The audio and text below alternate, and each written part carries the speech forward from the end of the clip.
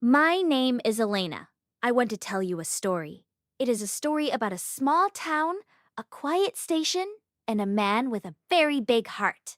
I live in a beautiful place. My town is small, but it is full of life. There are green trees everywhere. There are small houses with red roofs. In the morning, the air smells like fresh bread and mountain rain. Everyone in my town is friendly. We know each other's names. We know each other's stories. When I walk down the street, people say, "Good morning, Elena! How are the roses today?" And I smile and answer, "They are beautiful, just like the sun." I am a small shop in the center of the town. I am a florist. Do you know what a florist is? A florist is a person who works with flowers. My shop is my favorite place in the world. It is a colorful world. I have red roses, yellow sunflowers, purple lavender, and white daisies. Every morning, I wake up before the sun. I go to my garden and talk to my flowers. I tell them, "Grow tall and stay bright." You are going to make someone happy today. I opened my shop at 8 o'clock. I made beautiful bouquets for weddings, for birthdays, and sometimes just for a thank you. I liked my simple life, but I always felt that life had more secrets. I wanted to hear a story that was not simple. I wanted to see something that changed the heart. One afternoon, I decided to take a walk. I closed my shop a little early. The sun was warm and the birds were singing. I walked toward the old train station. The station is at the edge of the town. It is an old building. The walls are made of gray stone. The roof is dark brown. There's a very large clock on the main wall. This clock is special. It is very old and its sound is very heavy.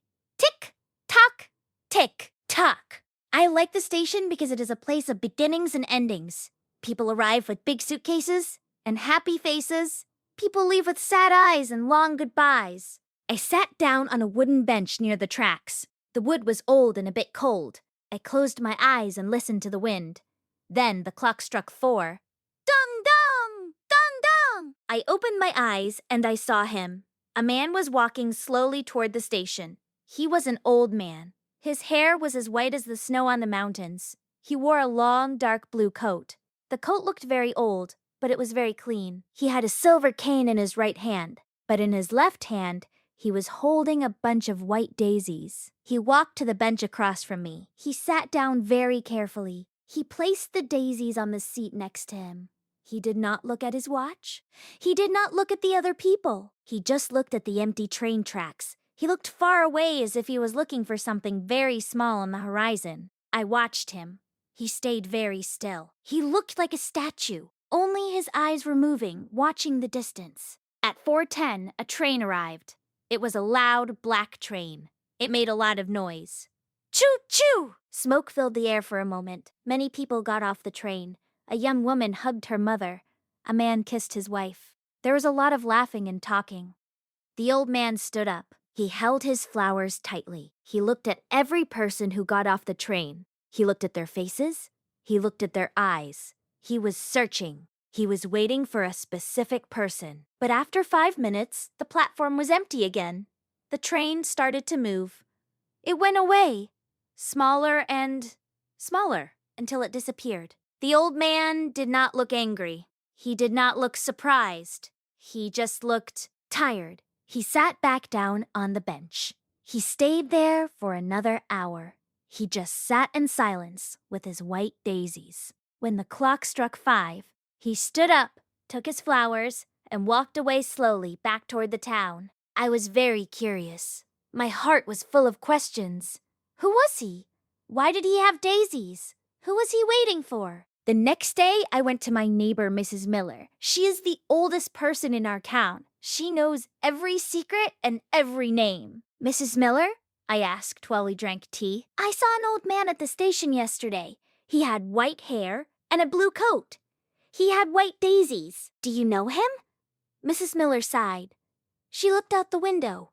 "Ah, that is Mr. Thomas," she said softly. "He is a very lonely soul, Elena. Why does he go to the station every day at 4 o'clock?" I asked. Mrs. Miller lowered her voice. "He is waiting for Sarah. He has been going to that same bench with those same flowers every single day for 10 years.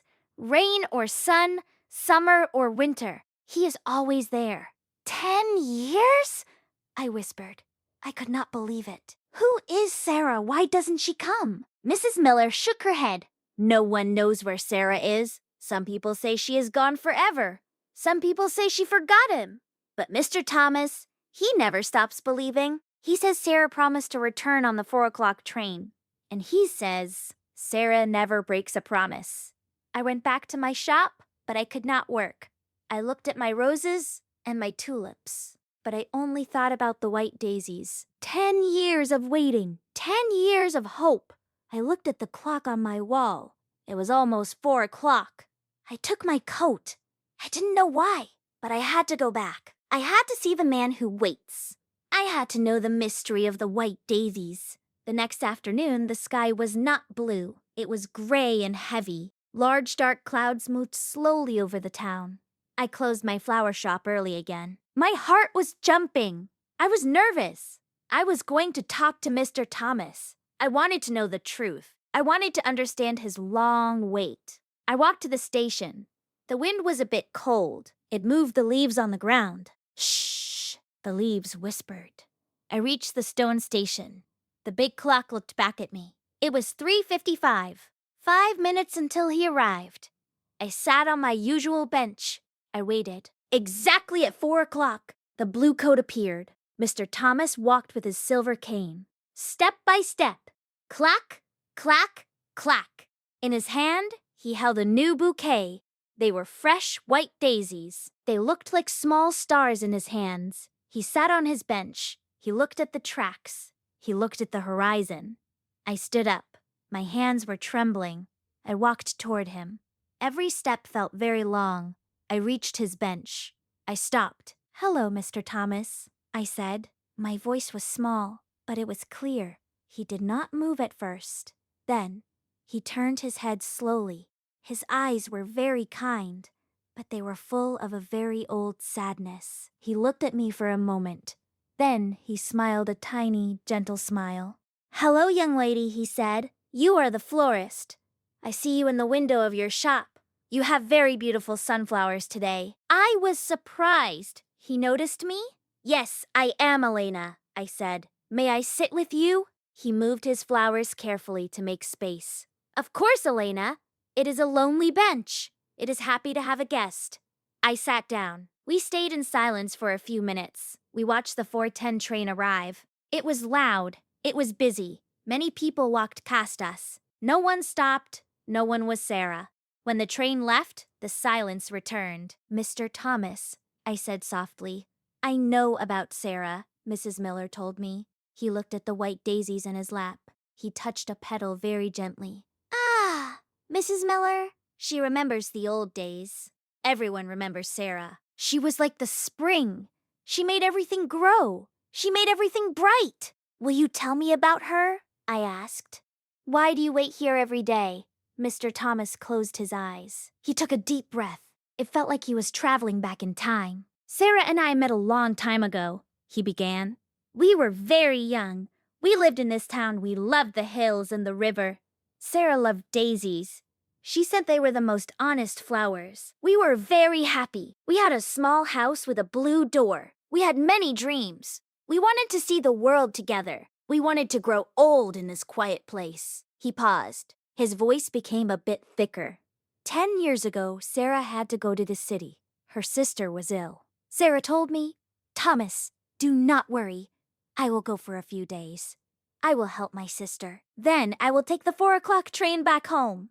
I will be on the platform with a smile." I kissed her goodbye at the station. I watched her get on the train. She waved her hand through the window.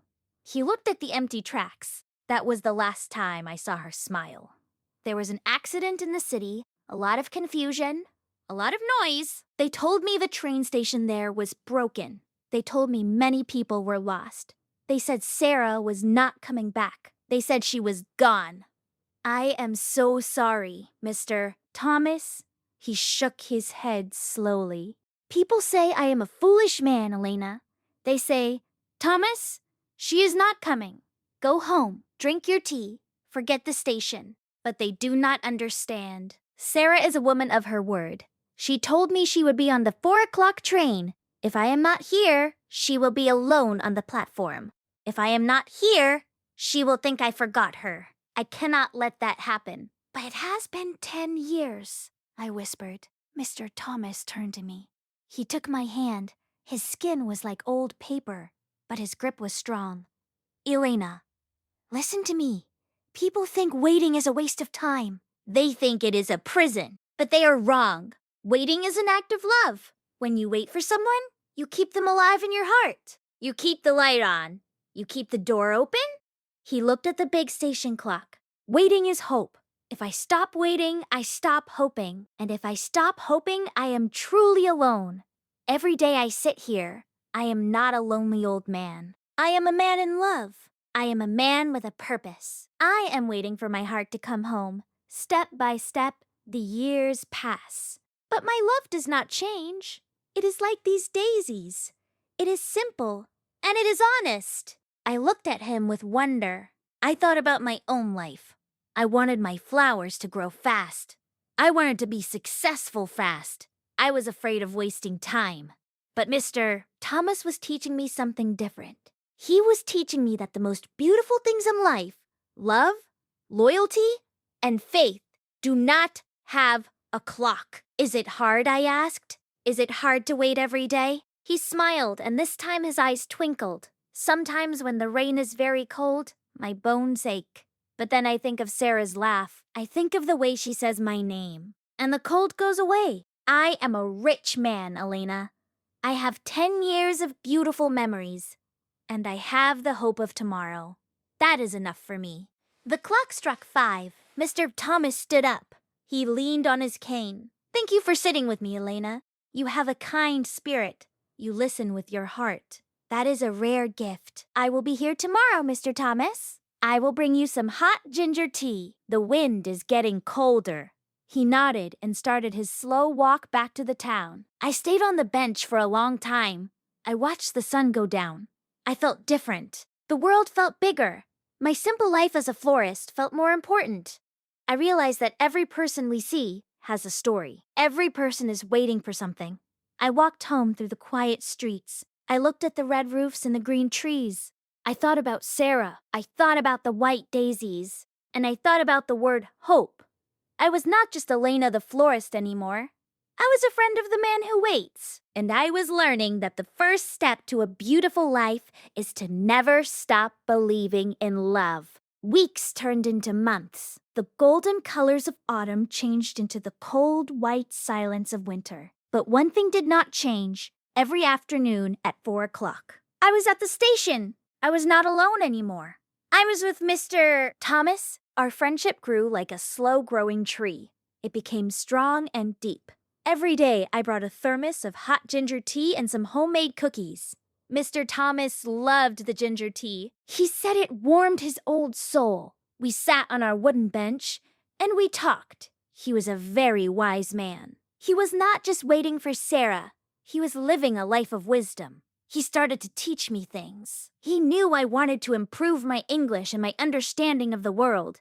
Elena, he said one day, looking at the falling snow, life is like a language. You cannot learn it all in one day. You must learn it word by word, step by step. You must have perseverance. I asked, "What does that mean, Mr. Thomas?" He smiled.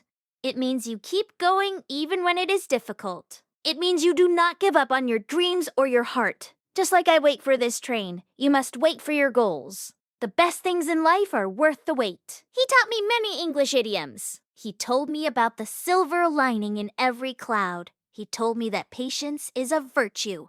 I wrote all these words in my small notebook. My life as a florist was changing. I was not just selling flowers. I was thinking about the meaning of life. I was becoming more patient with my customers. I was becoming more peaceful in my heart. Mr. Thomas was my teacher, and the station was my classroom. But then, the world became very cold. A heavy winter storm arrived in our town. The wind was screaming through the trees. The snow was very deep. My shop was empty because no one wanted to walk in the snow. I was worried about Mr. Thomas. He is very old, I thought. He should stay home. That afternoon, I walked to the station. It was very difficult to walk. The snow was up to my knees. I reached the platform. I looked at the bench. The bench was empty. I looked at the big clock. It was 4:05. Then it was 4:15. Then 4:30. Mr. Thomas did not come. My heart started to beat very fast. It was a cold, sharp feeling of fear. Mr. Thomas never missed a day, not in 10 years. If he was not here, something was very wrong. I waited until 5 o'clock. The station was a ghost town. Only the wind was talking. I did not go home. I ran through the snow to the other side of town. I knew where he lived. He lived in a small white cottage with a green door. When I arrived, the house was dark. There was no smoke from the chimney. I knocked on the door. "Mr. Thomas, it's Elena. Are you there?" There was no answer. I knocked harder. Finally, a neighbor opened her window. It was Mrs. Miller. Her eyes were red. "Elena, Mr. Thomas is not here," she cried. "The doctor came this morning. Mr. Thomas was very weak. He's in the town hospital. He has a very bad fever." I did not wait. I ran to the hospital. The hospital was a gray building with many bright lights. I found the reception desk. "I am looking for Mr. Thomas," I said, catching my breath. The nurse looked at me with a sad smile. "Room 204, dear, but he is resting." I walked down the long, quiet hallway. The smell of medicine was everywhere. I reached room 204. I opened the door slowly. Mr. Thomas looked so small in the big hospital bed. His face was very pale. He was breathing slowly. On the table next to him, there was a small, dry bunch of white daisies. Even in the hospital, he wanted his flowers. I sat next to him. I took his hand. It was very cold. "I am here, Mr. Thomas," I whispered. He opened his eyes. They were tired, but they recognized me. "Elena, did the train come?" "Yes, Mr. Thomas," I lied softly. "The train came. It was on time." "And was she?" I could not lie about Sarah. I just squeezed his hand. He closed his eyes and whispered, "Maybe tomorrow." "I will be there tomorrow." I asked him about Mr. Thomas. The doctor sighed. "He is very old, Elena. His heart is tired. But he keeps talking about a train. He says he has to go. He says someone is waiting. It is a strange thing. We checked his old records today. We found the story of his wife, Sarah. The accident 10 years ago. It was a very big tragedy. The records say there were no survivors from that train. Mr. Thomas was told this 10 years ago. He knows she is not coming back. He has the official letter in his house." I stopped breathing. He knows? He knows she is gone?" "Yes," the doctor said. "He knows, but for 10 years he has chosen to wait anyway." I went back into the room. I looked at Mr. Thomas. He was sleeping. I looked at the dry daisies. Suddenly, I understood. I understood the mystery of the daisies. Mr. Thomas was not waiting because he was confused. He was not waiting because he wanted to keep his love alive. He was waiting because he promised Sarah he would be there. Even if she could not come, he would stay. His wait was a beautiful lie that he told to the world, to keep his heart warm. He was not a man who lost his mind. He was a man who chose his destiny. He stayed at that station to honor a memory. He stayed there to show the world that some things, like true love, never end. Even when life ends. I sat there in the dark room. The machines were beep, beep, beeping. I realized that Mr. Thomas was the strongest person I knew. It is easy to be happy when everything is good, but it is very hard to stay loyal and hopeful when everything is lost. "Mr. Thomas," I whispered to the sleeping man, "you are not just the man who waits. You are the man who loves, and I will not let you be alone." I stayed with him all night. I watched the snow fall outside the window. I thought about my flower shop. I thought about the words he taught me. I realized that my life would never be the same again. The unexpected change was not just his illness. The change was in me. I was seeing the world with new eyes. I was seeing that love is a choice we make every day. I decided that no matter what happened, the platform at 4 o'clock would never be empty again. The winter was long, but spring always finds a way to return. Mr. Thomas stayed in the hospital for many weeks. He was a fighter. Slowly, his strength came back, but his legs were not the same. He was very weak. The doctors told him, "Mr. Thomas, you must stay at home. No more long walks to the station. No more sitting in the cold wind." When Mr. Thomas came back to his small white cottage, he looked very sad. He sat in his chair by the window. He looked toward the road that led to the station. He felt like he was breaking a promise. He felt like Sarah was waiting on that platform alone. One sunny afternoon, I visited him. I brought a large basket of the brightest white daisies from my shop. "Elena," he said, his voice trembling, "it is 4 o'clock. The train is arriving now, and I am sitting here. I have failed her." I knelt down beside his chair. I took his hand. "No, Mr. Thomas, you have not failed. You have taught me the meaning of loyalty. And now, it is my turn." I stood up and put on my coat. "From today, you do not need to walk to the station. I will go for you. I will take the daisies. I will sit on our bench. I will tell Sarah that you love her. I will keep the promise alive." Mr. Thomas looked at me with tears in his eyes. He did not speak for a long time. Then he whispered, "Thank you, Elena. Now I can rest. My heart is at peace because of you." So, every day at 4 o'clock, I closed my flower shop. I took a bunch of fresh daisies. I walked to the old stone station. I sat on the wooden bench. I watched the train arrive. I watched the people leave. I stayed there until 5 o'clock. At first, I did it for Mr. Thomas, but after some time, I realized I was doing it for myself too. Sitting on that bench changed me. It became my time for peace. It became my time for hope. I realized that the man who waited was not just a person. He was a teacher. He taught me that life is not about reaching the destination as fast as possible. Life is about the love you give while you are waiting. Mr. Thomas lived for another year. He spent his days in his garden, surrounded by the flowers I brought him. We talked every evening. He told me more stories. He shared more wisdom. When he finally passed away, he was not sad. He was smiling. He was ready to find his Sarah on a much brighter platform. Now, many years have passed. I am no longer just a young girl with a flower shop. I am an older woman now. But every day, I still walk to the station. I still carry white daisies. People in the town see me. They see me sitting on the bench. Young people walk past and whisper, "Look, that is the woman who waits. Why does she sit there every day? Who is she waiting for?" I am not waiting for a train. I am not waiting for a person to arrive. I am waiting for the feeling of hope to fill my heart. I am remembering a man who taught me that love is the strongest thing in the world. I am keeping the light on for everyone who feels lost. I look at the big station clock. Tick, tock, tick, tock. The sound is not heavy anymore. It is a heartbeat. It is the sound of life moving forward, step by step. I am Elena, and I have learned my lesson. I have learned that the most important step in any journey is the first one. And the second most important step is the one you take when you are tired. My dear friends, if you are listening to this story, perhaps you are trying to learn something new.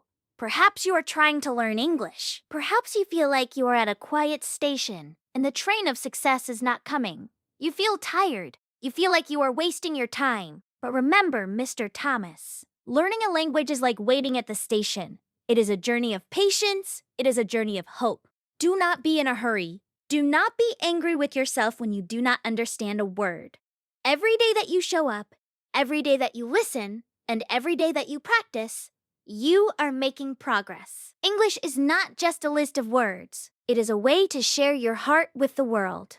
It is a way to tell your own story. So take your time. Be patient with your heart. Bring your effort, your white daisies, to the station every single day. Even if the train does not arrive today, the hope you feel will make you stronger. Step by step, everything becomes clear. Step by step, the words become sentences. Step by step, you will find your voice. The sun is setting now over my small town. The sky is a beautiful orange and purple. The 4 o'clock train is gone. I stand up from my bench. I leave the daisies for the next person who needs a little hope. I walk home, and I am happy. Because I know that as long as we have love, and as long as we have hope, we are never truly alone. Thank you for listening to my story. Keep practicing. Keep believing. Your journey is beautiful. And remember, Your success is just one step away. Welcome to the family of learners. Welcome to your first step. Your journey starts here. Step by step,